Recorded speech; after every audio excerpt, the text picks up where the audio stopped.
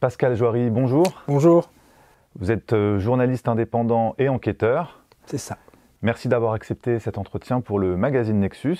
Alors, on vous reçoit aujourd'hui pour parler de votre ouvrage et de ces enquêtes que vous avez réalisées. Donc, c'est Secret Défense, le livre noir, une enquête sur 40 affaires entravées par la raison d'État, sorti aux éditions Max Milo le 10 novembre dernier. Qu'est-ce qui vous a motivé à écrire un tel ouvrage et à vous lancer dans une telle enquête sur à peu près 4 ans, vous nous aviez dit? Oui, à peu près 4 ans. C'est un cheminement, en fait, d'une interrogation de petit à petit, qu'est-ce que la démocratie, à force de voir les affaires, la corruption, donc à se demander voilà, où commence la démocratie, où est finie, à suivre le travail de gens comme Flore Vasseur, qui s'interroge beaucoup là-dessus, à suivre l'affaire Snowden, justement, qui était en lien avec le secret défense. Les gens parlent peu du secret défense dans l'affaire Snowden, mais il est poursuivi au nom du secret défense. L'affaire Assange aussi, et petit à petit un cheminement, et peut-être la chose qui a déclenché vraiment qui a peaufiné le sujet, c'est l'État lui-même en fait qui m'a donné l'idée, par une exposition aux archives nationales sur le secret de l'État.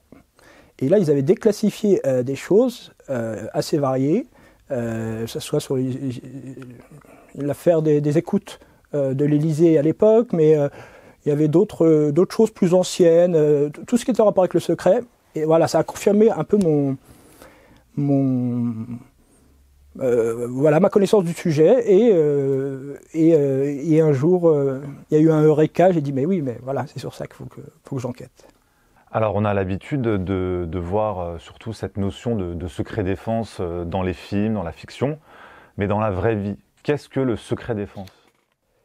C'est assez vaste, on va essayer de simplifier, ça touche à énormément de domaines, tout ce qui peut être d'ordre de la sécurité nationale. Donc on parle du nucléaire, on parle d'armement, on parle aussi d'opérations extérieures et de tout ce qui est service secret. Déjà, ça fait beaucoup de choses, mais il y a encore plus que ça. L'essentiel du secret défense, c'est vraiment ces choses-là. Et après, ça peut toucher à d'autres choses. Il faut savoir que dans tous les ministères, il y a un haut fonctionnaire chargé de surveiller les documents classifiés. Beaucoup dépendent de la culture, puisqu'ils gèrent les archives, dès qu'elles ne sont pas de la défense ou des renseignements, etc., ou de la diplomatie. C'est pour ça que c'est Roselyne Bachelot qui a, la semaine dernière, annoncé qu'il y allait avoir l'ouverture d'archives sur les enquêtes judiciaires de gendarmerie concernant la guerre d'Algérie. Ce n'est pas donc toutes les archives, c'est uniquement celles-ci, on verra ce que ça donne. C'est pour ça que c'est elle qui l'a annoncé, parce que beaucoup d'archives dépendent de la culture. Mais donc oui, dans tous les ministères, il y en a. C'est un peu intriguant à se demander lesquels il y a la culture, lesquels il peut y avoir. Bon, l'agriculture, on peut comprendre que protéger, c'est comme les arrivées d'eau, du terrorisme, protéger donc l'alimentation, c'est pareil. Il y a une espèce d'enjeu d'empoisonnement, de choses comme ça. Bon, on comprend, oui. Après, il y en a d'autres où c'est plus, quand c'est dans la santé. Oui, la culture, moi, ça m'interroge pas mal. C'est vrai, je me demande ce qu'il peut y avoir.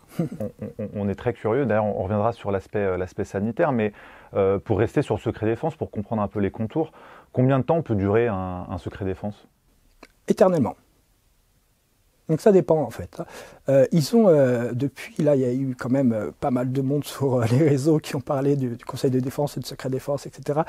Et il y a le livre aussi qui démarre, qui commence à fonctionner. Et du coup, ils ont fait sur Vie publique, qui donne un peu les textes de loi mis à jour, ils ont fait 2 articles, un pour rappeler un peu les contours du secret, l'autre pour rappeler les délais. Même ça, j'avais appris quelques petites choses parce qu'en fait, j'avais pas tout vu. Et donc, il y avait même des choses de 25 ans. Bon, pas les choses les plus importantes, mais après, donc, il y a des 25 ans, il y a des 50 ans, des 75 ans, des 100 ans, et des ad vitam. Ad vitam, avant, c'était uniquement ce qui permet de construire une bombe nucléaire ou une autre bombe, ou un arsenal chimique, enfin voilà, tout ce qui est hypersensible, ad vitam. Jamais on le montrera. Et puis là, dans la réforme, il y a quelque chose qui n'est pas clair, c'est qu'ils ont élargi ces choses ad vitam aussi des techniques de renseignement. C'est-à-dire ? C'est-à-dire qu'ils vont estimer que jamais on ne divulguera ce qu'on a pu faire là-bas, ou alors la manière dont on le fait, la manière dont on espionne, ou ad vitam. Alors, de toute façon, entre ad vitam ou 100 ans, bon, voilà, et même 50 ans, ok, peut-être je serai encore en vie, mais bon, ça ne change pas grand-chose au sujet. Je trouve que 50 ans, 100 ans, ad vitam, quelque part, c'est pareil. 25 ans, c'est déjà un peu mieux. Mais pourquoi 25 ans ? Après, si c'est si court, on pourrait se demander est-ce qu'il y a vraiment besoin. Donc au final, ça se mord la queue. C'est-à-dire, il n'y a pas un moment où c'est justifié. C'est où on ne le fait pas, où c'est très justifié, on le fait. Mais je ne crois pas que la population peut comprendre que certaines choses soient cachées sur la bombe nucléaire. Ok. Voilà. Après, faudrait que les gens qui ont lu le livre, j'aimerais bien voir s'ils comprennent qu'on leur cache pendant 50 ans ou 100 ans. Alors, vous nous parlez de cette réforme qui a changé quelques éléments par rapport au secret défense. Est-ce que vous pouvez nous expliquer quand est-ce qu'elle s'est passée, cette réforme, et qu'est-ce qu'elle a modifié? Alors, il y a un peu moins d'un an qu'elle a été entérinée. Ça a duré à peu près un an de travailler les textes, les différentes choses qui allaient être changées. Les choses principales qui ont été changées. Donc, avant, il y avait 3 niveaux de classification. Donc, le plus sensible, qui ne va même pas aujourd'hui dans le numérique, ça reste sur du papier, c'est le très secret défense. Avant, il s'appelait très secret défense. Ensuite, secret défense, et ensuite, confidentiel défense. Voilà, donc le confidentiel défense est donc le moins sensible et l'autre le plus sensible. Il a été enlevé, le confidentiel défense n'existe plus. Pourquoi? Parce qu'en fait, si on classifie beaucoup de choses, ça coûte de l'argent parce que c'est du travail, il faut des gens qui classifient, qui déclassifient, et c'est assez complexe. Parce que comme c'est sensible, on doit faire attention, et donc ça prend du temps, etc. Et ils se sont dit, est-ce qu'il y a besoin autant? Et puis en plus, il fallait s'aligner un peu sur les partenaires de l'OTAN, etc., qui avaient peut-être que deux niveaux. Bon.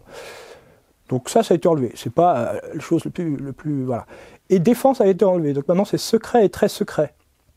Pourquoi? On peut se douter que parce que ça ne touche pas qu'à la défense. Donc des fois, ils devaient se dire, c'est bizarre, on tamponne secret défense, quelque chose que pas vraiment de la défense. Donc à force de ressentir ça, je pense qu'ils se sont dit, le plus cohérent, ce serait d'enlever défense. Effectivement, là, quand on est en conseil de défense sanitaire, on a du secret défense. Tout le monde dit, enfin beaucoup de gens, que c'est pas vraiment de la défense, c'est pas vraiment de la guerre. Donc voilà, le fait qu'ils aient enlevé défense, c'est quand même plus simple maintenant. Non, c'est juste secret. Voilà. Il n'y a plus besoin de justifier, c'est de la guerre, c'est quand même... Qui peut décréter ce secret défense? Ce secret Décréter? Décréter, ouais. Qui peut le décider? Il y a plusieurs niveaux. Il y a ceux qui décident les règles, et il y a ceux qui ensuite les appliquent. Alors, le poste de commandement, c'est le SGDSN, Secrétariat Général de la Défense et de la Sécurité Nationale. Et un service très important, très sensible, dont on dépend beaucoup au niveau de toute la sécurité du pays, et pourtant très peu de gens le connaissent. Il est dans les Invalides et sous les Invalides, un endroit très touristique et pour un lieu aussi sensible. C'est ça qui est drôle, mais voilà, c'est eux qui dirigent tout ça. Ils sont sous l'ordre du Premier ministre, mais ils sont un peu indépendants quand même. C'est-à-dire que c'est pas, ça change le Premier ministre, tout le monde part. Donc il y en a beaucoup qui restent. Donc c'est quand même un organe un peu indépendant. Ensuite, chaque ministère gère son secret défense, c'est-à-dire qu'il a le droit de classifier des pièces et c'est lui qui pourra les déclassifier, personne d'autre. C'est pas le Premier ministre arrive, je déclassifie ce que je veux, ni un président, comme j'ai pu dire chez un confrère, effectivement. C'est pas parce qu'on est Premier ministre ou président qu'on déclassifie ce qu'on a envie. Ça marche pas comme ça. Il y a un système que même eux doivent respecter. Donc un ministère classifié, lui a le droit de déclassifier. Ensuite, il y a une commission. Quand quelqu'un, imaginons que le président, par exemple, il a le droit de demander par contre la levée. Il n'a pas le droit de lever lui-même, mais il a le droit de demander. Comme un juge peut demander, comme un président d'Assemblée nationale pourrait demander la levée d'un secret. Et là, elle peut être ou acceptée. Donc ensuite, il y a la commission du secret, qui dépend du SGDSN. Donc la commission du secret décrète ou oui entièrement, ça n'arrive jamais, ou oui partiellement, ça arrive, ça dépend. En général, quand c'est partiel, le plus intéressant n'est pas déclassifié, évidemment, ou non, totalement, circuler, il n'y a rien à voir. Alors, c'est-à-dire que l'organisme le plus important dans ce secret, c'est le SDGSN. Le SGDSN, oui, en même temps, c'est pas lui non plus qui prendrait la décision non plus de déclassifier. D'accord. C'est un peu personne, en fait. C'est un peu tout le monde et un peu personne. C'est ça, c'est les méthodes qui permettent de déresponsabiliser tout le monde. C'est pas moi, c'est lui. Et l'autre dit, c'est pas moi, c'est lui. Et en fait, c'est personne. Donc le SGDSN, il est là pour faire les règles et les faire appliquer. Mais c'est pas lui qui décide, on va tout lever. Effectivement, que si un Premier ministre ou un président demande, ça peut être suivi. Mais si vraiment on avait tout d'un coup un président un peu trop rebelle, ou je ne sais pas, ça ne passerait pas. Ou alors il a fallu qu'ils changent toutes les équipes, parce que ces équipes-là, elles n'ont pas l'habitude de lever les secrets comme ça. D'accord. Si c'est caché, c'est pas pour rien. C'est pas pour tout lever d'un coup. Alors là, pour en revenir un petit peu à l'actualité que nous vivons depuis 1 an et demi avec l'épidémie de coronavirus, on a vu apparaître dans cette crise sanitaire ce fameux Conseil de défense. Est-ce que c'est un organe qui fait que du secret? Est-ce que les décisions qu'il prend ne sont que secrètes? Est-ce que c'est traditionnel d'agir comme cela dans une épidémie? Qu'est-ce que vous pouvez nous en dire? À partir du moment où c'est un conseil de défense, tout ce qui est dit et écrit dedans est classifié. 50 ans, 75 ans, 100 ans, ça dépend après de la classification. Il y a la possibilité qu'après cette pandémie, ça soit levé.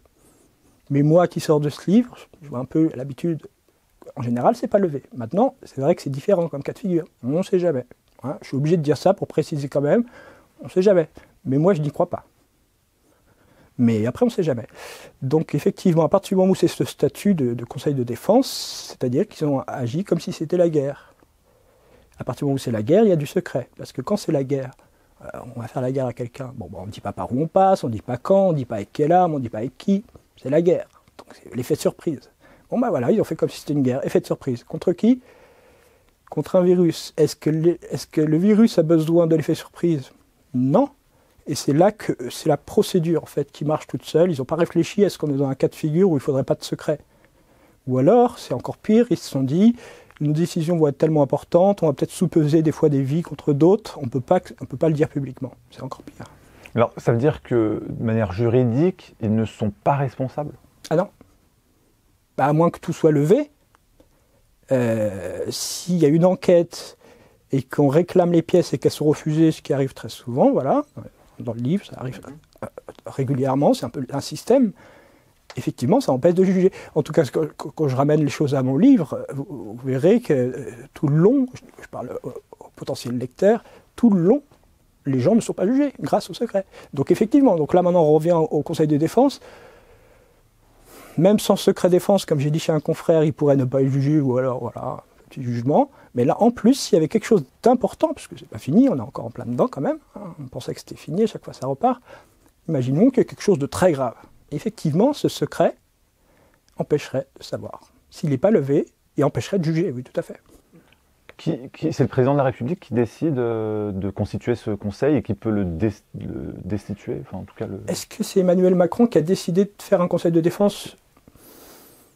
D'après vos enquêtes... Là, il faudrait vérifier, mais de toute façon, c'est ou lui ou la procédure. Mais dans tous les cas, même si c'est lui, c'est qu'il suit une procédure. C'est ça qui est... En fait, où la procédure s'enclenche toute seule, comme s'il y a un énorme attentat. C'est pas un tel ou un tel qui décide, c'est automatique. Il y a un état d'urgence. Ben là, est-ce que c'est pareil? C'est un peu pareil, que ça soit l'un ou l'autre, parce que dans tous les cas, même si c'est lui qui a décidé, il a décidé parce qu'il a suivi une procédure. Et que de toute façon, c'est la procédure qu'on remet en cause, en fait. Et ça ne veut pas dire que ça enlève, lui, sa responsabilité, parce qu'il aurait pu très bien dire, il est quand même président, il ne peut pas dire « je suis victime des procédures », non. Il pourrait très bien dire si ça ne lui va pas, ou alors il pourrait très bien dire « non, ok, habituellement on aurait dû faire ça », mais non, vous ne vous rendez pas compte, on ne va pas faire du secret sur le sanitaire alors que déjà on a de la défiance des millions de gens. Il aurait pu ça, oui, bien sûr en tant que président, il aurait pu refuser le conseil de défense, même si c'est la procédure. C'est-à-dire que durant le travail d'un conseil de défense, le Parlement n'a pas son mot à dire, les institutions n'ont pas leur mot à dire. Non. En fait, dans notre Constitution, je n'ai pas les numéros d'articles, mais il suffit de vérifier ou de demander à quelqu'un qui connaît. Il y a des articles qui disent précisément que les affaires étrangères et la défense ne dépendront que de l'exécutif. Ce qui signifie, en cas de guerre, de vente d'armes, d'opérations extérieures, etc., on décidera sans le Parlement et sans le Sénat, juste l'exécutif. Et là, il fonctionne pareil, à partir du moment où c'est Conseil de défense, qu'ils ont pris ça comme une guerre. Alors là, ils font tout un cinéma pour montrer, oui, regardez, amenez les caméras, regardez, on parle avec les parlementaires, allez, regardez, on parle avec les sénateurs. Ils veulent montrer qu'ils parlent. Ok, c'est bien de parler, surtout pour faire un pass vaccinal, etc. Donc c'est quand même heureusement qu'ils parlent. N'empêche que les grandes décisions depuis le début ont été prises en secret. Bon, donc ils peuvent parler, mais ça n'empêche que c'est là. Et s'ils nous disent qu'il n'y a pas besoin du secret, alors qu'ils arrêtent de le faire. Maintenant c'est trop tard, il y en a déjà eu combien de réunions? Beaucoup. Et vous avez quelques exemples d'informations concernant ce conseil de défense dans cette crise sanitaire qui ont été classées secret défense et qui ont pu, on va dire, ralentir le déploiement de certaines informations, la compréhension de... Il y a deux choses qui me viennent. Après, je pourrais dire ce que je pense qu'ils disent globalement au Conseil de défense, mais là, déjà, les choses classifiées, pas que en Conseil de défense, mais en rapport avec la pandémie. Les premiers militaires qui sont partis, français, pardon, qui sont partis en Chine observer le virus, l'ont ramené à Creil. Ça, on le sait. Et quand la presse a demandé, pour confirmer, même si on le savait, puisque les militaires se vantaient eux-mêmes d'être partis sur la base de Creil et tout ça, sur Facebook même. Moi, c'est comme ça que j'ai corroboré l'info. Donc ça, on le sait. Quand un journaliste de Libé a demandé, on lui a dit secret défense. Donc on sait non seulement qu'ils l'ont fait, mais on sait qu'ils le cachent par le secret. Mais c'était évident, à partir du moment où il faut une erreur, mettre du secret en général. C'est presque tout le temps. Donc ça, c'est une chose. On sait que sur les contrats, il faut que j'arrive, je vais me repencher parce qu'on me le demande beaucoup pour savoir exactement, mais c'est un travail pas facile et secret. Mais on sait qu'il y a une part couverte par le secret défense et une part par le secret des affaires. Dans les contrats avec les labos pharmaceutiques, avec les labos pour les vaccins. Voilà. Comme à l'époque, il y avait eu déjà du secret défense sur les contrats pour les virus contre le H1N1. Voilà, moi, c'était avant la pandémie, j'avais déjà un petit passage santé dans mon livre. Je parle aussi évidemment depuis du Conseil de défense, mais j'avais déjà cet aspect, je savais qu'il y aurait un petit moment santé. Je dis, ah, ok, bon, bah maintenant c'est encore plus évidemment. Donc, sur les contrats, sur les cabinets américains et autres, comme McKinsey, Palantir, et d'autres sûrement, on ne sait même pas le nom, mais déjà, rien que Palantir, moi ça me choque pas mal. Ça, on sait qu'il y a des choses, classifiées. Je veux dire, Palantir se vantent eux-mêmes d'avoir aidé, assisté les États sur la pandémie dans 10 pays. Ils disent, il a dit sur BFM Business, le patron de Palantir France, il a dit 2 publics et 8 non publics. Donc les 2 publics, on sait que c'est Angleterre, États-Unis. Donc là, on le sait. Palantir, donc une start-up proche de la CIA qui vaut des milliards, avec des anciens espions, s'occupe des données, des datas sur la pandémie. Voilà. Et donc les 8 autres, voilà, ça va être la France, la Suisse, l'Allemagne, l'Australie, on en est sûr, quoi. Moi, je l'affirme. Juste pour faire une petite parenthèse sur Palantir, qu'est-ce que cette start-up ? Alors, Palantir, c'est une start-up spécialisée, américaine, spécialisée dans le big data. Rendre intelligible le big data. Palantir, c'est le nom de la pierre dans Le Seigneur des Anneaux qui lit dans l'avenir. Donc, ils estiment pouvoir lire dans l'avenir avec les données. Ce qui peut être vrai dans certains cas. La météo, en observant les données, on arrive à devancer la météo du lendemain, etc. Sur ce même principe, dans plein de domaines, on peut faire pareil. Là, par exemple, on peut voir que Palantir a vachement bien réussi le déploiement aux États-Unis, en Angleterre et en France. Donc non. Donc là, pour devenir sérieux, eux c'est très sérieux à la base, ils ont bossé pour la NSA, pour les différents services de police américains, différents services d'armée, et puis maintenant ils se diversifient. Si vous allez sur leur site, vous verrez qu'ils s'occupent de tout, de santé. Ils ont bossé en France d'abord pour Carrefour, pour faire gagner des gains de productivité. Au bout d'1 an, ils ont arrêté parce que c'était hyper cher.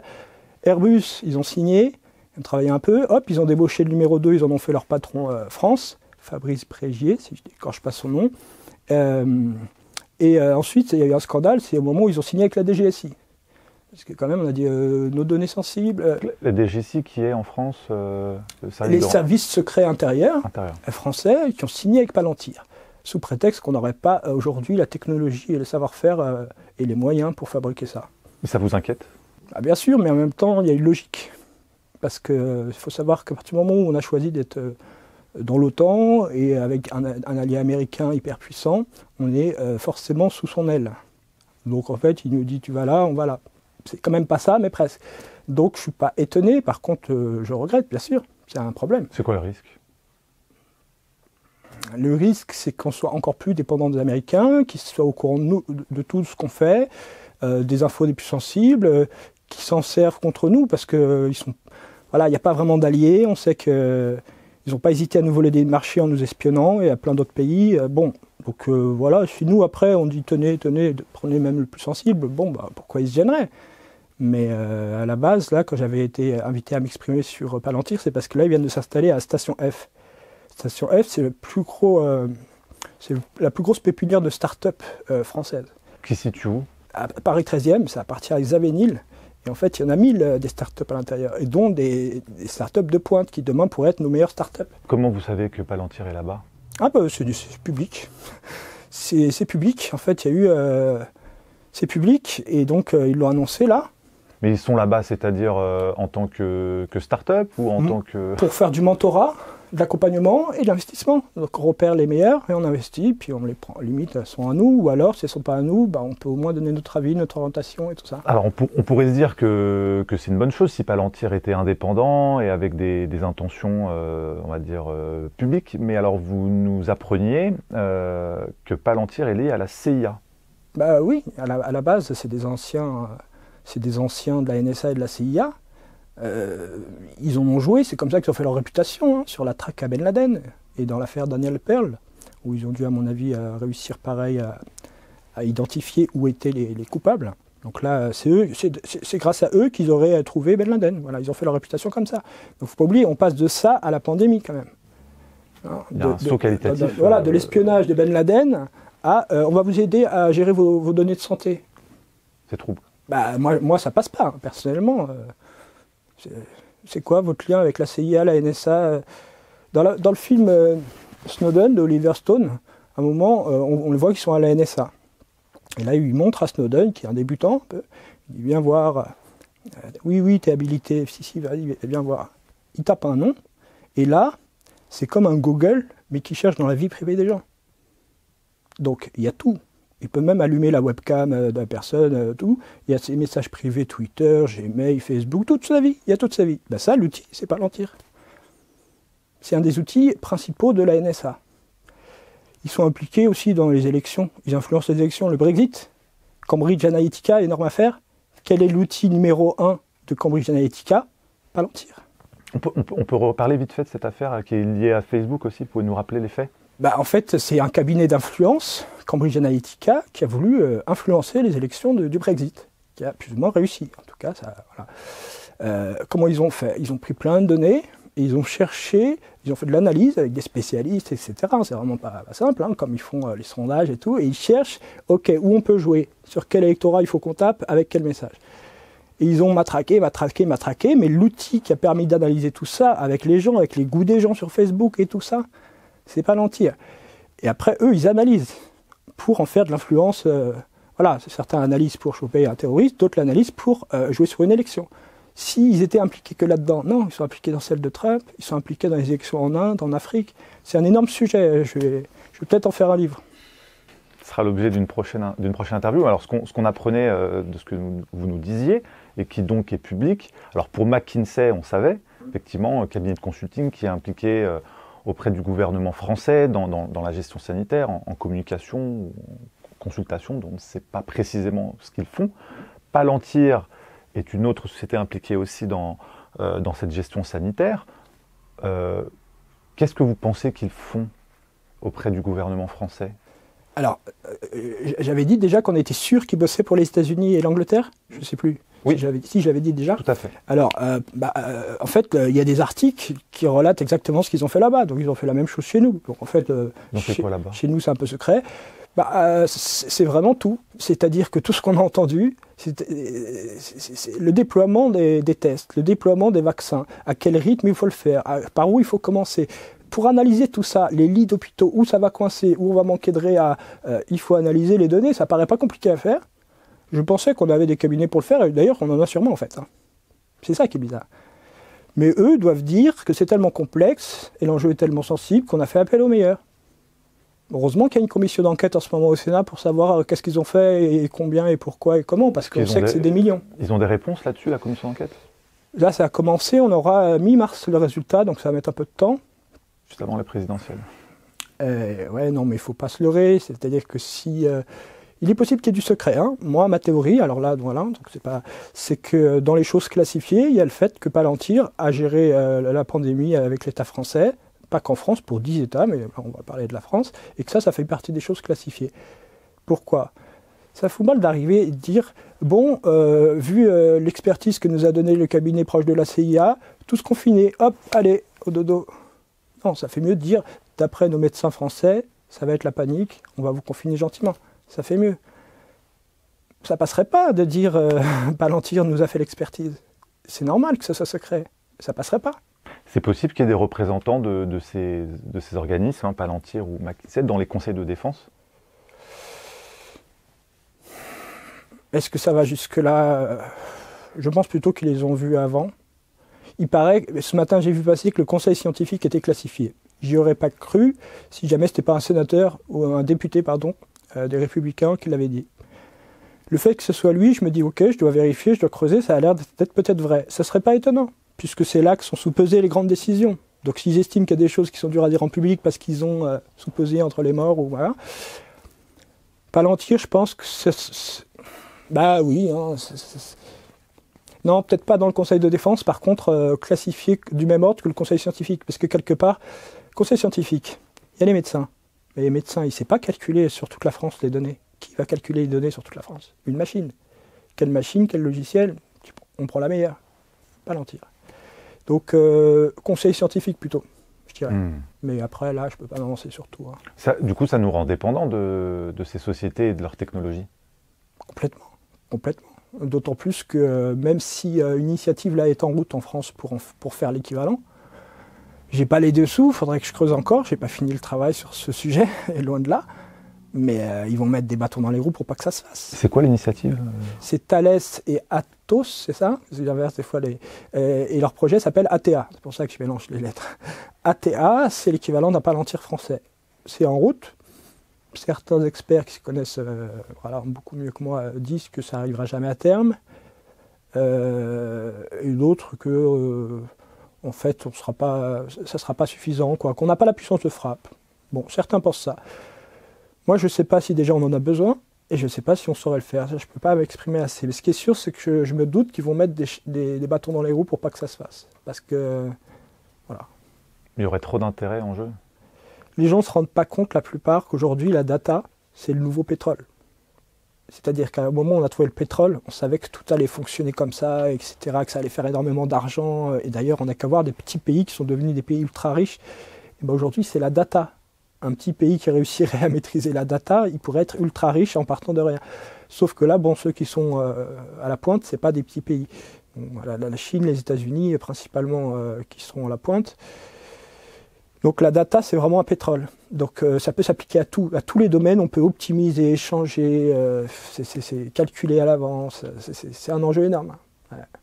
C'est le cœur de l'intelligence artificielle. Et les spécialistes disent que celui qui maîtrisera l'intelligence artificielle dominera les autres, sur tous les sujets, militaires, production.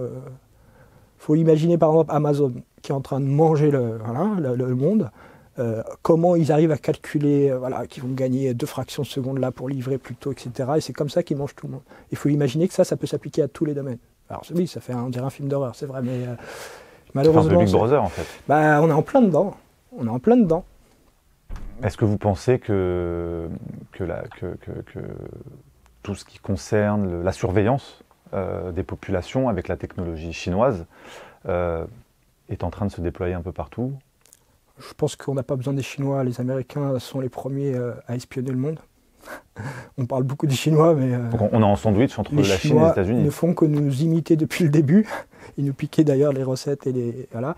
Donc oui, ils imitent les Américains, ok. Mais qui espionne le monde? Les Américains. Qui a volé des contrats au monde entier? Les Américains, pas les Chinois. Les Chinois ont volé les plans pour imiter nos machines et tout. Ok. Les Américains, eux, ont piqué des contrats entiers, ont fait main basse sur des pays presque. Enfin bon... Donc, on est pris entre tout ça et la France veut faire pareil et veut espionner aussi. Que pèse la France dans ce jeu? Ouais, ça, c'est un sujet compliqué. C'est un sujet compliqué. Qu'est-ce qu'on pourrait faire s'il y avait la volonté et tout? C'est dur à dire. Pour le moment, on a fait le choix, en tout cas, d'être avec les Américains, d'être contre les Chinois, contre les Russes. Et donc, on est avec ceux qui dominent. Et donc, ça nous donne certains avantages. Mais en même temps, on se prend nos propres jeux, ce qui nous domine jusqu'à nous piquer notre Alstom, etc. Pour revenir à votre ouvrage, est-ce qu'il y a des affaires qui sortent du lot? Quels sont les secrets d'État les plus intéressants, les plus croustillants que vous avez pu découvrir ou les plus alarmants?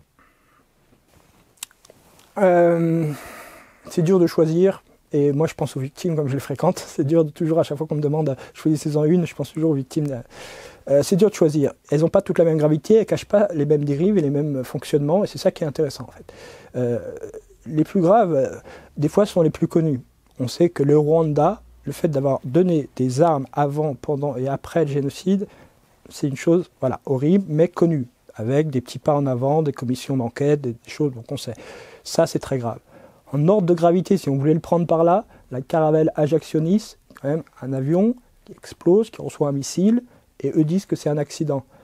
Celle-ci, elle est grave, mais comme c'était en 68, bon, aujourd'hui, les gens... Okay. Mais il faut savoir que c'est toujours présent, non seulement parce que ce n'est pas déclassifié, mais aussi parce que le même système existe. Demain, un avion se fait abattre par un missile, ils sont capables de nous dire que c'est un accident. Ça change tout quand on connaît quelqu'un. C'est-à-dire que c'est vrai que nous, bon, on voit aux news un avion s'est fait abattre, ok, voilà. Quand on connaît quelqu'un, déjà de rencontrer les victimes, on se rend compte de ce que ça fait. C'est qu'eux, tant qu'ils n'ont pas la vérité, ils n'arrivent pas à faire leur deuil. Tous. Peu importe les affaires, très différentes les unes des autres. Je n'ai pas tous rencontré, mais beaucoup. Impossible de faire leur deuil. Donc il faut penser à ça. Donc celle-là, la caravelle Ajax-Ionis, elle me scandalise, surtout d'imaginer que ça peut réarriver demain. Il y en a beaucoup qui sont... Elles interpellent toutes. Cosmos, l'affaire Cosmos, vendre un système d'espionnage à Bachar al-Assad pour traquer ses opposants. Ça rappelle fortement ce qui vient de sortir, le dossier Disclose, où on a vendu à l'Égypte la même chose, en gros, des outils d'espionnage pour traquer ses opposants. Soi-disant, on lui a vendu parce qu'il allait traquer des terroristes. Finalement, il traquait des opposants ou des petits trafiquants, mais pas des terroristes. Le problème, c'est qu'ils envoyaient des missiles sur les petits trafiquants. Bon. Donc voilà, des affaires comme ça, il y en a beaucoup. Tout ce qui est l'armement, vraiment, c'est un vrai sujet, et les outils de surveillance vont dedans. Après, il y a des assassinats ciblés. Il y en a quand même plusieurs. Voilà, il y a Boulin, c'est quand même un ministre, cette affaire, même si elle est connue, elle n'est toujours pas déclassifiée. Il y a une complicité des gens qui sont encore au pouvoir aujourd'hui, tant qu'ils n'ont pas déclassifié, ils ont une complicité avec ils ne peuvent pas dire c'est pas moi. Ben non, parce que la vérité est là, ils pourraient vouloir la faire sortir, même si j'ai dit que c'était pas facile. Quand même, si toute une classe politique, tout un gouvernement en voulait, ben non seulement réécrire la Constitution, mais aussi déclassifier des pièces, voilà, hein, si vraiment tout le Premier ministre est d'accord avec le Président, avec la ministre de la Défense, etc. Ouais. Enfin, je veux dire, ça pourrait se faire. Bah oui, sinon ça sert à quoi d'être un gouvernement si, sinon c'est la théorie complotiste, quelqu'un d'autre dirige à ma place, si eux n'ont pas le pouvoir de faire quoi que ce soit. Non, c'est pas ça. Si vraiment tous ils mettaient la pression, oui, les autres sont là pour leur... Rapidement, l'affaire Boulin, en 2-3 phrases, elle se résume comment? Un ministre du Travail qui allait devenir Premier ministre, qu'on dit suicidé dans un lac à Rambouillet, sous Valéry Giscard d'Estaing, pardon, et qui en fait s'est fait assassiner. La première preuve la plus simple pour dire que c'est un assassinat, c'est que si c'était un suicide, pourquoi les informations, les dossiers seraient classifiés secret défense? Pourquoi? Alors eux, ils vont dire, il y a d'autres raisons. Oui, non, tout simplement que ce ne serait pas classifié si ce n'était pas un assassinat. En plus, on a une liste longue comme ça, entre décès qui disparaissent, l'autopsie refusée, ensuite carrément ils ont fait disparaître des organes. C'est horrible, les détails, désolé. Pour pas qu'on puisse prouver que c'était pas une noyade et tout ça, que c'était pas un suicide, pas de barbiturique dans le sang, reconstitution refusée, ensuite elle fait la reconstitution elle-même, il y a à peine 2 ans. Et elle se rend compte que le corps après la mort a été déplacé de 200 mètres. C'est bizarre pour un mort. Bon... C'est assez troublant. Et il y avait derrière ce personnage, il y avait quoi en fait? Qu'est-ce qui aurait pu justifier un assassinat? Les théories, c'est que ce soit entre clans politiques, mais aussi qu'il était très intègre, il était au courant de beaucoup de choses, et qu'il était peut-être prêt à balancer, que ce soit sur des financements de partis politiques, des rétrocommissions, des ventes d'armes. Les gens sont au courant de choses, des fois s'ils se mettent à parler un peu trop, ça peut être une des raisons. Après moi c'est vrai que je ne peux pas amener le fond de chaque affaire. Je me suis dit il y a déjà assez à faire en montrant ces affaires, en montrant où intervient le secret et en faisant, il y a aussi une vingtaine d'entretiens, s'exprimer les gens sur les différents aspects. Après il y en a quand même où on est presque sûr. De là à pouvoir le prouver c'est très compliqué et on se rend compte que même quand on le prouve, c'est ce qu'on disait tout à l'heure, même quand on a sur l'affaire Boulin des enquêtes qui font 600 pages, des documentaires, on a tout. Sur Max Klanek, qu'on entend longuement dans le livre, qui a enquêté sur... c'est un ancien magistrat, il a enquêté sur 2 affaires. Sur la caravelle Ajaccionis et sur la Maison des Têtes. Il a apporté les preuves, les dérives, les documents qui disparaissent, les mensonges qu'on lui a fait. Il donne tout en détail, il a fait 2 bouquins comme ça. C'est un juge, il est méticuleux. Ça ne change rien, même qu'on a tout, en fait. C'est-à-dire qu'on ne peut jamais prouver par A+B au point que... Enfin, si, on peut... Est-ce que ce qui manque, c'est pas la caisse de résonance médiatique à ces enquêtes? Ça va aider, mais certaines en ont eu, des caisses de résonance. C'est ça qui est bizarre. Non, mais le Rwanda, on le sait qu'on a fourni les armes, mais qu'est-ce que ça change?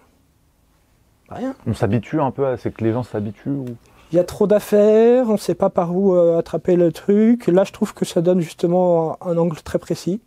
C'est-à-dire que, ok, regardez, là c'est très précis, il n'y en a pas 500 des affaires, elles sont anciennes mais elles sont toujours d'actualité, c'est l'angle du secret. Tapons déjà sur, voilà. Des fois on ne sait pas par où attraper le truc. Moi par exemple, je connaissais ces affaires, mais je n'avais pas fait gaffe au secret. Parce qu'il y a des affaires où ils s'arrêtent à peine dessus en fait. Ils vont nous raconter toute l'affaire, comment ça s'est passé, qui c'était, ce qui a fait ce jour-là, comment s'est passée l'enquête, qui est soupçonné. Mais ils ne vont pas dire, oui, mais le secret empêche. Si, des fois ils vont le dire, hein, mais des fois non. C'est-à-dire là, c'était vraiment pour revenir sur ces affaires. Déjà, elles ne sont pas toutes connues du tout, mais sous l'angle du secret. Et ensuite, il y a un entretien qui, des fois, éclaire cette affaire, des fois, éclaire le secret en général. Ça part un peu, il y a des petits pas de côté. On sent bien, du coup, que ce n'est pas systématiquement la raison d'État qui prime dans cette classification, dans ces classifications. Si on appelle raison d'État dans une juste définition, qu'on pourrait penser défendre l'État, vraiment la France, machin, non. Mais si on estime que... Mais où commence et où est fini? Si on estime que la puissance de l'État, c'est de vendre des canons en ce moment à l'Arabie Saoudite qui tue des Yéménites, moi je pense que c'est le contraire de la puissance. Mais eux, ils pensent que c'est la puissance.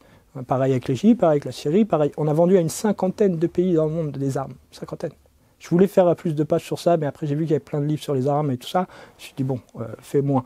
J'ai cité quelques affaires de vente d'armes. On a un gros vendeur d'armes, la France? Eux, ils vont vous dire, ouais, par rapport à eux, non. Moi, je dis, voilà, une 50aine. Et en plus, ça sert à rien de dire à chaque fois l'autre, parce que eux, c'est leur argument. C'est-à-dire, eux, ils vont répondre, si on ne le vend pas, quelqu'un d'autre le vend, donc autant le vendre. Mais le petit jeune qui vend de la merde, qui vend du crack, s'il nous dit, bah ouais, mais si c'est pas moi, un autre va le faire. Mais on lui dit, mais c'est quoi cet argument à la con? Et on aura raison. Mais eux, ils utilisent, et ils texto, hein, plusieurs, hein, cet argument. Moi, je ne suis pas d'accord.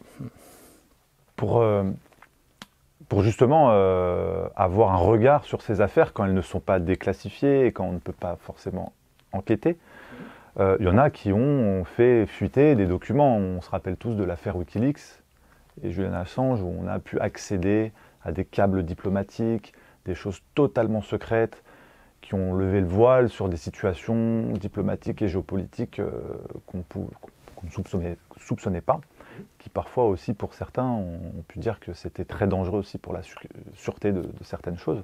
Qu'est-ce que vous pensez de ce genre d'initiative? Est-ce que c'est parce que finalement on est dans le flou au niveau international sur des affaires ou nationales que certaines initiatives comme ça se déroulent, que des citoyens décident de hacker ou d'essayer de centraliser des documents et de les faire fuiter sans réfléchir, ou en tout cas sans les filtrer?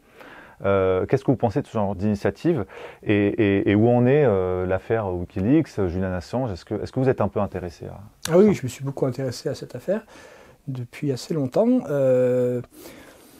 On ne sait pas tout là aussi sur cette affaire. Moi, ce que j'ai affirmé l'autre jour chez un confrère, c'est que ceux qui attaquent Assange, ils disent qu'à cause de lui, de ses révélations non triées, il y a eu des victimes, nombreuses victimes, plein de morts, allez les écouter. On est sûr, on sait comment ça marche, on voit bien tous les jours comment il fonctionne. S'ils avaient la preuve d'une victime précise morte à cause de Assange, on l'aurait partout sur les écrans.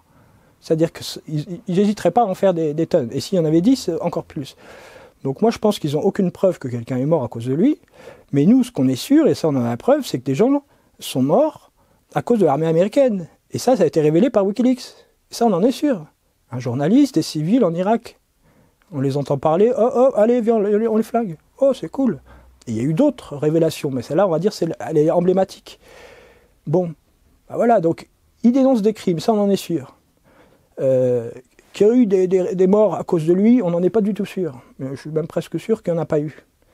Et c'est lui qui est enfermé et il va sûrement mourir en prison, quoi. C'est vraiment, ça symbolise le sujet. C'est-à-dire à quel point un État est prêt à écraser quelqu'un au nom de cacher ses secrets, quoi. En tout cas, c'est quelqu'un qui révèle des secrets avant la levée de la déclassification, qui prend des risques énormes. Bon, vous avez enquêté et révélé et remis au jour des affaires assez incroyables, mais qui ont 40, 50 ans d'ancienneté, bon, pour lesquelles les conséquences sont moindres aujourd'hui. Vous risquez sûrement moins... On peut prendre un bon exemple. Pardon de vous couper. Disclose. Nouveau média monté il y a à peu près 3 ans, si je ne dis pas de bêtises, qui s'est fait connaître en publiant des notes classifiées. Donc un délit. Et qui vient de remettre le couvert il y a 1 mois à peu près. Donc la première fois, ils le font sur les armes vendues en Arabie Saoudite contre le Yémen, des armes françaises, et notamment des bateaux français qui vont les aider pour faire un blocus de la famine. Voilà. On fabrique la famine au Yémen avec des bateaux français notamment. Donc ça c'est dingue, ils se sont fait connaître là-dessus. Convocation à la DGSI, 2-3 heures, on veut savoir qui est votre source, ça s'arrête là. C'est pas encore très méchant. En France, on a quand même une liberté de la presse qui nous protège un peu. On n'est pas dans certains pays où ils seraient déjà dans un cachot. Hein. Honnêtement, là, ils ont fait 3 heures, quoi. 3 heures d'interrogatoire. C'est pas bien de vouloir se connaître la source, mais en même temps, 3 heures pour avoir divulgué des documents classifiés, ça va encore, quoi. Il y a pire. Ça, c'est le bon côté de la chose. Là, ils viennent de remettre ça avec l'Égypte. Donc des choses que la France a vendues à l'Égypte, mais en même temps, ils disent que c'est l'Égypte qui a détourné les choses. Mais bon, voilà, bon, c'est compliqué comme dossier. Ils ont de nouveau publié, je ne sais pas combien de notes classifiées et tout ça. Bon, là, il y a une plainte qui est en cours contre eux. Donc là, c'est un cas concret. Voilà, c'est actuel, c'est différent de moi qui attaque la théorie, qui fait un espèce de glossaire. Le livre noir, c'est le côté glossaire, de réunir des grandes affaires, des moins connues, et des entretiens qui éclairent. C'est d'autres démarches. Un cas précis, actuel, on sort la note. C'est vraiment c'est complémentaire, je trouve. C'est-à-dire que là, les gens peuvent comprendre le sujet en profondeur, ça. Eux, on attaque un truc précis. Le problème, c'est que ça a ses limites, parce que déjà d'une, ils peuvent finir mal à la fin. Je ne sais pas ce qui va leur arriver, on va voir. Mais ils sont bien protégés normalement, mais ils prennent quand même un risque. S'ils allaient trop loin en faisant ça sur d'autres dossiers et tout, ils finiraient mal, je pense quand même. C'est-à-dire ? Que risque un journaliste en France ? C'est dur à dire. C'est dur à dire. Assange, on a appris qu'ils ont voulu l'assassiner. C'est sorti il n'y a pas très longtemps. Ils avaient des plans pour l'assassiner. C'est qui, ils ? Les Américains, pardon. Ouais, ça paraissait tellement évident. Bon, voilà, c'est sorti. Ça prouve qu'un État est... Alors voilà, belle transition si je peux. Ça me fait penser à l'affaire JPK. C'est pas la plus connue, j'en ai déjà parlé un peu, je suis un confrère, mais pas beaucoup. Et donc, c'est très bien de revenir dessus un instant. C'est le seul journaliste de la liste qui a été tué au nom du secret défense. Enfin, au nom. En tout cas, c'est classifié, secret défense. JPK, Jean-Pascal Coureau, était un journaliste en Polynésie française qui enquêtait notamment, il était à fond sur Gaston Floss, le pote de Jacques Chirac, qui gérait la Polynésie française. De journaliste à, je crois, rédacteur en chef, à ensuite boycotté parce que trop impliqué, il se met en politique, il continue ses enquêtes. Il est journaliste, mais tout seul, en fait, il fait de la politique. Il était vraiment un lanceur d'alerte, un citoyen engagé, à fond et tout. Et il y avait beaucoup de dossiers chauds en Polynésie française, entre le nucléaire, qui est quand même un énorme dossier, et les essais nucléaires, la recherche, le labo du CEA là-bas sur le nucléaire. Il y avait des dossiers chauds, il n'y avait pas que ça, mais déjà ça. Et il était noyé. Ils disent que c'est un suicide. Mais il y a du secret défense. Donc une fois de plus, ils vont nous dire que le secret défense c'est autre chose. Ils n'ont pas d'argument. Mais non, c'est un aveu. Il a été noyé. Et on sait plus ou moins qui. Alors l'affaire elle est compliquée. Il y a eu des fois, il arrive dans certaines affaires, il y a des petites frappes qui sont arrêtées. Des fois même jugées. Des fois même emprisonnées. Ça arrive. Des fusibles. Des fois c'est eux qui ont fait, donc c'est important. Mais le problème c'est quand même celui qui donne l'ordre. On aimerait qu'il soit arrêté ou jugé au moins. Et ça c'est quasiment jamais. Ça le problème, c'est que c'est déjà bien si c'est celui qui a noyé. C'est bien déjà qu'il soit jugé, bien sûr. Mais on veut savoir qui a donné l'ordre. Donc là il se trouve que les services secrets polynésiens venaient d'être installés par la DGSE. Puisque c'est français. Ils avaient pas donc on a fait un petit service. Ils venaient. Et bon, il y en a un qui est arrêté, un autre qui dit que c'est pas lui, un autre. Mais en gros, on a des débuts, on sait un peu qui c'est. On n'a pas toute la vérité, mais on a déjà beaucoup. Et on sait qu'il y a toujours le secret défense. Et alors que ça fait déjà 25 ans, voilà, autour de 25 ans. Ouais. Au début, je retenais tout. Puis, à force, maintenant, j'ai pas tout en tête. On peut donc se poser la question de comment un journaliste peut exercer son métier, comment il peut enquêter dans cette société où il y a le secret défense. En plus, cet exemple-là qui fait froid dans le dos. Il n'y a qu'un journaliste français sur un territoire français qui du coup est assassiné. S'il va trop loin. Est-ce que vous pensez que ça laisse beaucoup de place à l'enquête lorsque les affaires sont en cours? Après des décennies, on peut imaginer que les décideurs, les gens impliqués ne sont plus au pouvoir. Mais quand les affaires se déroulent, est-ce qu'on a la possibilité d'enquêter et est-ce qu'on peut le faire de manière sécurisée? Ça dépend sur quoi. Hein. Il y a des sujets où c'est très, très chaud, très sensible. Les plus chauds, ce seront quels sujets? Je sais pas, je connais quelqu'un qui a enquêté sur les opérations clandestines en Syrie. Et françaises, mais américaines aussi. Et puis des fois aussi les mensonges qu'il y a eu. Des fois on accusait Bachar, c'était pas vraiment lui, parce qu'on a d'abord manipulé l'opinion contre Bachar. Ensuite, bon, c'était Daesh, mais des fois on a distribué des armes à des groupes terroristes parce qu'on se disait c'est bon, ils sont contre Bachar, allez, on leur balance des armes. Il y a eu plein de trucs qui sentent mauvais. Et lui, il a eu un petit coup de pression un jour dans un festival. Aussi des gens qui harcèlent sur Twitter et tout. Enfin, ça c'est une chose. Après, ceux qui risquent vraiment leur vie, aujourd'hui, le plus dangereux, ce serait les enquêtes sur la mafia. Là, on peut se faire buter. Hein. Il y a eu encore en Sicile, je ne sais pas son nom, désolé pour elle, mais Daphné, projet Daphné.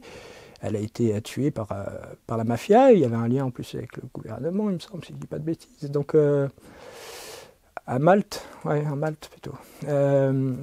Non, aujourd'hui, la mafia, le grand banditisme et tout ça, ça peut être le plus dangereux. Un État, ça dépend des États. Il y a des États, on est enfermé en 2 secondes. Je ne sais pas si tout ce qu'on dit sur la Chine est vrai, mais je pense qu'on est facilement enfermé en Chine. En Russie, je pense qu'il ne faut pas rigoler non plus, ça dépend ce qu'on fait. Si on est... Bon, je pense qu'il faut faire gaffe. Et il y a beaucoup de pays en fait où c'est chaud. Après, il y a des pays qui se disent plus démocratiques. Et effectivement, on a le bon côté, voilà, disclose qui fait que 3 heures, et puis hop, on les laisse repartir alors qu'ils viennent de divulguer des trucs de faux. Mais en même temps, c'est pas parce qu'on a une liberté de la presse, c'est vrai, on est protégé un peu, mais ça a une limite. Aujourd'hui, contre Bolloré, très compliqué. Aujourd'hui, contre des groupes puissants, peut être très compliqué. Je pense que quelqu'un qui s'attaquerait à des groupes, même pharma, on peut tomber dessus en 2 secondes, je pense. Maintenant, pas forcément physiquement. Voilà, physiquement, c'est vraiment ceux qui enquêtent sur la mafia ou sur les bandits. Mais on peut le détruire socialement. Les époques changent, on va dire. Il y a des époques où même s'intéresser à l'État, on pouvait mettre notre vie en jeu, je pense. Et je pense qu'aujourd'hui, quand même, on évolue. JPK, je ne sais pas si ça pourrait arriver aujourd'hui. Mais je dirais, ça n'arrivera plus aujourd'hui, le jour où ils auront déclassifié cette affaire. Tant que ça n'est pas déclassifié, potentiellement, on peut dire, ouais, c'est vrai, on ne sait jamais. Maintenant, il y a quand même des fois des méthodes qui changent avec le temps. On peut peut-être dire que sur 2-3 trucs, on a gagné un peu en éthique, mais bon, je ne sais pas en fait, je ne sais pas. Est-ce que sur votre ouvrage, vous avez vous-même reçu des menaces quand vous l'avez préparé, quand vous avez enquêté? J'ai eu un appel de la police un matin, au début de l'enquête, qui voulait avoir un accès à un article d'un média dans lequel j'étais. J'ai dit, j'y suis plus. Sans se présenter, sans dire le nom du service, sans dire le nom de la personne, juste en disant police nationale. Après, elle me demande, mais vous faites quoi maintenant? Je dis, je suis en indépendant, pourquoi? Ah, comme ça. Et moi, je dis, mais vous avez eu mon numéro. Enfin, voilà, et ça s'arrête là. Je pense. Non, après, pour le moment, ça va. Et des confrères, vos confrères, peut-être, que vous avez entendu des menaces? Olivier Maurice, un des avocats les plus importants de France, qui est du coup l'avocat de plusieurs affaires du livre, parce que souvent, c'est des grandes affaires d'État, oui, pas que, mais voilà, il y a notamment, comme William Bourdon, un peu. Lui, il m'a dit que dans l'affaire Karachi, il avait des documents classifiés, etc., et qu'il avait été menacé, on l'avait mis en garde, attention pour ta vie, tout ça. Il le dit dans l'entretien. Donc, un avocat super en place et tout, voilà, pour encore affaire armement, potentielle rétrocommission, potentiel. On en revient toujours à rétrocommission, armement, menaces, machin. C'est méthode mafieuse. Et voilà, peut-être qu'ils ont moins lieu encore maintenant qu'avant, mais on ne sait pas toujours, quoi. Mais non, j'ai pas eu de menaces.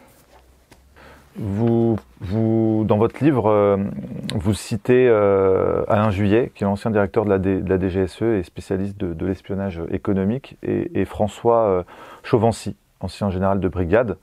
Vous dites qu'ils vous ont apporté leur éclairage. Est-ce que vous pouvez nous dire un petit peu de quel ordre, comment ils se sont impliqués, comment ils vous ont aidé dans cette... Alors, bon, ils ont des entretiens dans le livre. L'entretien avec Alain Juillet, on va dire que c'est assez drôle, parce que dès le départ, il essaye de me dire, par exemple, première phrase, dans un couple, si vous dites tout à l'autre, ça ne dure pas une semaine. Pour parler du secret défense, c'est l'exemple qu'il donne. Voilà, en gros, la transparence, c'est pas possible. Et en gros, il sous-entend qu'un État, c'est pareil, on ne peut pas tout dire, sinon c'est mort. Dans ma tête, j'hallucine que lui, il me sorte ça comme exemple. Et puis, c'était un peu tout l'entretien comme ça. Donc, il y a des entretiens très intéressants, d'autres plus, pas drôles, hein, entre guillemets, mais hallucinants, parce que, voilà, on voit qu'il se balade à droite, à gauche, qu'il ne veut pas répondre. Donc, je l'ai mis aussi, parce que c'est intéressant de voir celui qui ne veut pas répondre. Alain Juillet n'a pas voulu répondre beaucoup. Donc, c'est drôle, hein, parce que moi, j'étais allé le voir parce qu'il n'avait pas sa langue dans sa poche. Souvent, dans les entretiens, j'entendais de lui. Et moi, il m'a dit transparence, transparence, attention, mortelle transparence. Il me sort l'exemple de action directe. Il me dit action directe, on les a localisés grâce à un indique qu'on a là, machin. Et un journaliste, il décrit trop qui l'indique. Il croit qu'il donne pas son nom, c'est bon, mais en fait, il décrit sa profession, son truc, il n'y en a qu'un, hop, le mec se fait zigouiller. En fait, je lui parle de dérive du secret défense. Et plusieurs fois, j'ai dû lui dire, mais on n'est pas dans le sujet. Plusieurs fois, on n'est pas dans le sujet. Et là, donc, il essaye de me montrer, regardez, la transparence, c'est des morts. Regardez Wikileaks, en gros, c'est la même chose, c'est des morts. Et moi, j'essaie de lui dire, non, mais regardez. Et là, en fait, il va à droite, à gauche. Il me dit, ah, mais des fois, moi, je savais des choses et c'était dur, je ne pouvais pas tout dire. C'est drôle, en fait. C'est l'ancien directeur de la DGSE, quand même. Hein. Il défend un petit peu son... Oui, des fois, voilà, on va dire il défend le secret, ça résume bien. Non, général Chauvency, c'est plus intéressant. Vous pouvez nous redire rapidement le général Chauvency, ce qui est intéressant, c'est qu'il a un franc-parler et qu'il rentre dans le détail, non pas de chaque affaire, ça j'aurais pu le faire plus, mais je voulais aussi beaucoup de théories, beaucoup de pas de côté. Je ne voulais pas que tout le monde dise la même chose un peu. Donc, mais sur l'esprit du secret, lui, il va au fond. Lui, il va au fond, il nous donne l'esprit, tac, tac. L'esprit du secret, c'est en gros, c'est à nous de gérer la guerre, et ça ne vous regarde pas. Et si mon pays rentre en guerre, ça ne me regarde pas en tant que citoyen français? Non. Et là, ils répondent, non, ça ne vous regarde pas. Ça, c'est l'esprit du secret. En gros, il dirige, donc en gros, ça soit diriger la France, ou là, ça soit diriger une guerre, et nous, ça ne nous regarde pas. Et ni les parlementaires censés nous représenter. Lui, il rentre un peu en détail là-dedans, il explique un peu les rapports entre l'armée, l'État, la trahison à l'époque, De Gaulle, tout ça, bon, parce que lui, voilà, en tant que militaire, ils ont ressenti tout ça comme ça, et que depuis, ça a changé. Je dis, pourquoi vous êtes si maltraité alors que l'État a autant besoin de vous pour le protéger en cas de... Et puis il répond à ça, donc c'est assez intéressant, il y a des aspects comme ça un peu différents. Après, sur le secret, la plupart du temps, il va le défendre, mais des fois, il va accepter, comme par exemple, je lui parle des Kurdes. Ah, mais oui, j'en ai pas beaucoup parlé il y a quelques années, il y a eu 3 Kurdes, des dirigeantes du mouvement kurde, qui étaient en France. Il y a le centre du Kurdistan à Paris 6, si je ne dis pas de bêtises. Et devant ce centre, ou dans le centre, les 3 Kurdes ont été abattus. On pense que c'est Erdogan, la Turquie, qui a fait abattre parce qu'ils sont en conflit avec les Kurdes, parce qu'il y a une guerre de territoire, parce qu'ils les appellent terroristes alors que c'est une autre ethnie, enfin bon, voilà. Et sur cette affaire-là, il dit ça c'est grave, ça ne serait pas arrivé aux États-Unis, eux c'est encore un pays souverain, nous on peut venir abattre des gens chez nous en gros. Donc il reconnaît que notre pays, on peut venir abattre des gens, un pays ennemi. Moi, ça m'a interpellé. C'est un autre aspect. On n'est plus vraiment là sur le problème du secret défense. On a un problème de souveraineté. Pourquoi on peut venir abattre des gens chez nous? Il avait l'air de dire qu'on était plus souverain. Ça, j'ai trouvé ça intéressant. Sinon, Sinon, il y en a certains, mais il y en a d'autres. En fait, j'ai voulu donner une place à quelques personnes qui défendent le secret. Il y en a d'autres qui le balancent. Il y a des familles de victimes, il y a des avocats qui vont dire que c'est pas l'état de droit. Il y a des archivistes, il y a toutes sortes de... Il y a un ancien du renseignement, etc. Je voulais qu'il y ait quelques personnes qui défendent le secret pour qu'on ait leurs arguments et tout ça. Donc oui, non, mais le général Chauvency le défend un petit peu globalement aussi. Ce que j'étais content, j'ai eu un débat sur RFI il y a quelques jours, et c'était avec Jean-Dominique Merchet, notamment. Et lui, il est spécialiste des questions de défense. Il a un blog qui s'appelle Secret Défense, et il est un peu une référence. Il était d'accord avec moi, j'étais étonné quand j'ai dit est-ce qu'ils sont complices de ne pas déclassifier, est-ce qu'ils sont complices du crime qui a été fait par le passé. Ah, il dit oui, complètement et tout, alors que je le voyais plus, je croyais qu'il allait peut-être défendre plus l'armée. Et c'est vrai que là, c'est pas l'armée, c'est plus le politique. Et du coup, il était d'accord avec moi qu'il y a une complicité, mais souvent ils défendent le secret, sinon c'est sûr. Oui, ils sont habilités Ils sont plutôt habitués, je veux dire, à respecter la hiérarchie. Quelqu'un qui serait contre le secret ne serait pas habilité pour aller... Parce que sinon, il va balancer des secrets. S'il est contre, c'est parce qu'il trouve que lui, il est pour l'éthique avant tout. Machin. On ne va pas l'habiliter tout court. Donc en fait, pour accéder au truc, il faut être d'accord avec les règles. Est-ce que vous pensez que c'est compatible avec la démocratie, tout ce processus de secret? Moi, je ne sais plus trop ce qu'on appelle démocratie. Mais on va dire que... Aujourd'hui, ceux qui se disent démocratie, en tout cas, font tous ça. Les Américains font ça puissance 10, même si on peut trouver 2-3 petits trucs bien mieux, je veux dire, sur ce sujet, mais globalement, ils font bien pire que nous. Et ils se disent la plus grande démocratie du monde. Donc, en fait, en Chine, ils n'ont peut-être pas besoin de secret, parce que c'est tellement... tout est secret, limite. Enfin, je sais pas. En tout cas... c'est dur de juger, de comparer entre une dictature, soi-disant, une démocratie. Moi, en tout cas, je pense, entre moi, ce que j'aspire et beaucoup de gens, une vraie justice, une vraie démocratie, un vrai État qui dirait la vérité, la plupart du temps, pas de temps en temps. Non, tout ça n'est pas compatible. Non. Ni le Conseil de défense en secret, ni toutes ces affaires, ni 8 gouvernements après, ils n'ont toujours pas déclassifié. Donc, on peut en déduire que tous sont complices, tous ensemble. Hein. On peut penser à tous les gouvernements qui sont passés. Et les affaires qui ont 50 ans, pas déclassifiées. Ils sont tous complices pour moi. Eux, ils vont dire on suit la règle, c'est 50 ans. Okay. Est-ce qu'un nouveau président qui arrive avec un nouveau gouvernement ont forcément accès à toutes ces informations? Non. Comme je disais, un président, il vient pas, il lève pas comme ça. Hein. Tout est bien sécurisé. Ça veut dire que on a le président classique qui arrive, et ben lui, non, il n'a pas accès du tout à grand-chose. Et il y en a le président rebelle. Le président rebelle, c'est celui qui aura annoncé, par exemple, qu'il va réécrire la Constitution. Là, effectivement, si on réécrit tout, on peut faire un grand coup de ménage, lever tout d'un coup, repartir à zéro, en disant le secret, maintenant, pourquoi pas, il existe toujours, mais seulement sur, tel cas précis, machin. Il faudrait, l'utopie, un peu, on peut imaginer, oui, réécrire tout ça. Ce serait une des solutions de pouvoir retravailler ça dans la Constitution? Je pense que ça passe par là, vu que... est-ce qu'on peut le faire sans réécrire? Après, c'est des détails techniques. Ce qui est sûr, c'est que l'intention d'un président qui voudrait changer le système, ça passe par la Constitution. Pour dire, on ne sera pas, nous, à 10 dans une pièce, comme le Conseil de défense ou comme on décide la guerre en Libye, pareil, à 10 dans une pièce. Ça, pour le changer, c'est la Constitution. Ouais.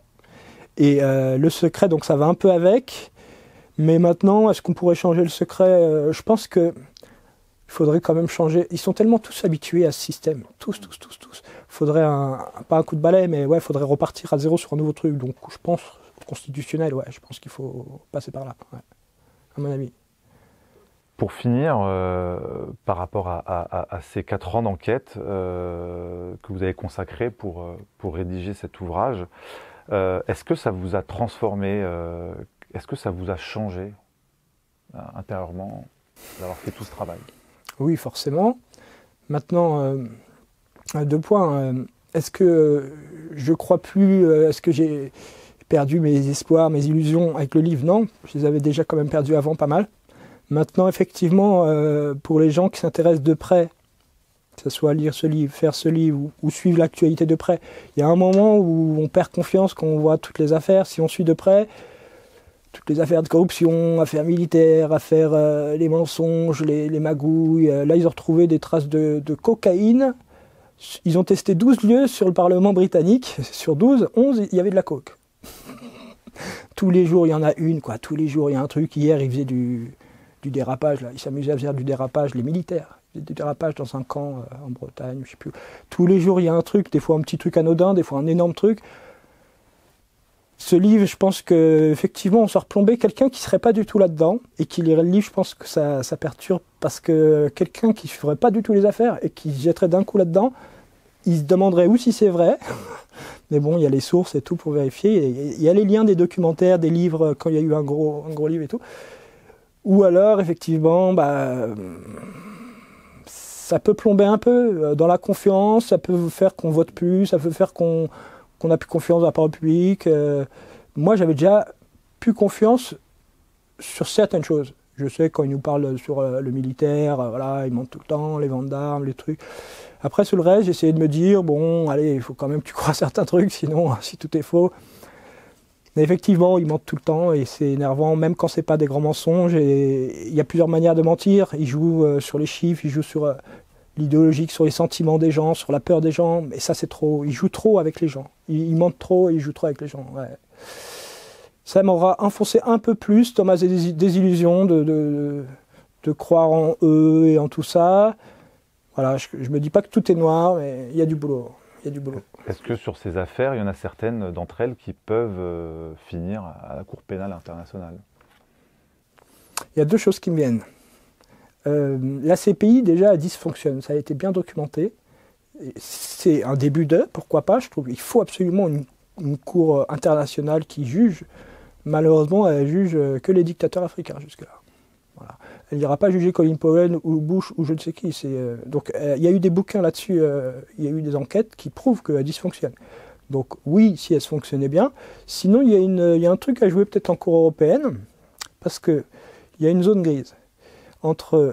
Normalement, l'Europe nous dit à peu près tout ce qu'on doit faire, en tout cas au niveau des normes, des droits, parce qu'on essaie d'aligner, c'est le principe de l'Europe. Hein. Bon, après, certains aiment, d'autres détestent, voilà.